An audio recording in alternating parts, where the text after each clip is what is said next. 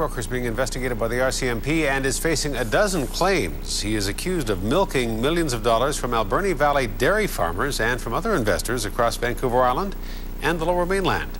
A News reporter David Wuchar has been investigating. One of the most spectacular homes in the Alberni Valley is being put on the market for less than half its estimated value through a court-ordered sale. Its owner, Charles Dass, is accused of defrauding dozens of Alberni, Victoria, and Vancouver investors. The lawyer representing 4 people from Port Alberni says his clients invested more than $500,000 with Dass. The lawyer claims Dass told his clients the money would be invested with low risk and guaranteed returns. Well, we're alleging that Mr. Dass has acted beyond the scope of his instructions and that he essentially has used the money for his own purposes rather than for the purposes that he was instructed by Mr. and Mrs. Hack and the Hack family. In terms of charges, we allege in the civil proceedings, and civil proceedings should not be confused with criminal allegations. We allege in the civil proceedings that he has acted beyond the scope of his instructions and is responsible for the losses that the Hacks have sustained as a result of that. This former dairy farm is now an empty hayfield with not a cow in sight. The herd and its milk quota were sold years ago. Proceeds from the sale were invested with Dass. Well, we sold our cows and quota almost 10 years ago and invested with Charlie Dass, who was with EFI Investments at the time, which turned into Dundee Securities, and we invested in GICs, which we thought were GICs, at 7%, which I thought was a fairly good return on an investment. Their life savings, in effect, have been lost. They've worked hard all their lives. They've put money aside to protect their future. And they've simply had that taken away from them. Hack says he and his family lost more than $500,000 over 10 years, and he found out only last year his hard-earned money was gone.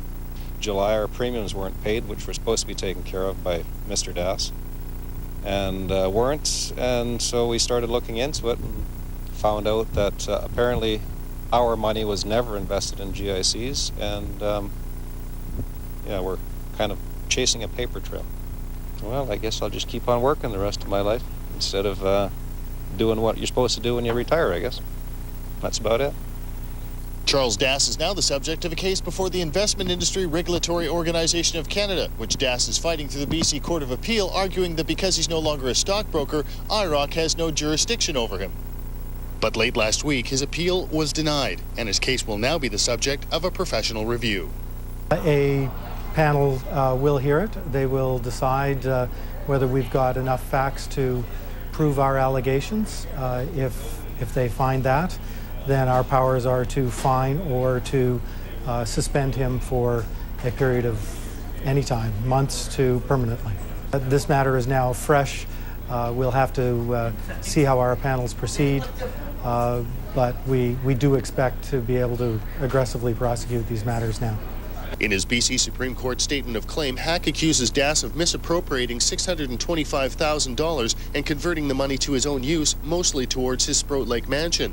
A family of neighboring farmers has filed a similar claim, alleging Dass misappropriated $3.2 million of their investment funds. The RCMP Commercial Crimes Unit confirms an investigation is ongoing, but will not comment on any details unless charges are laid. We tried to contact Dass at his home, but there was no answer. His lawyer and representatives from his former employer, Dundee Securities, also declined comment.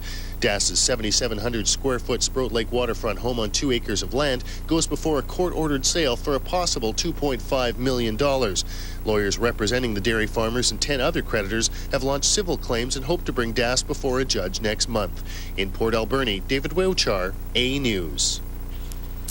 A huge rally at the BC Legislature over the weekend drew thousands of people, including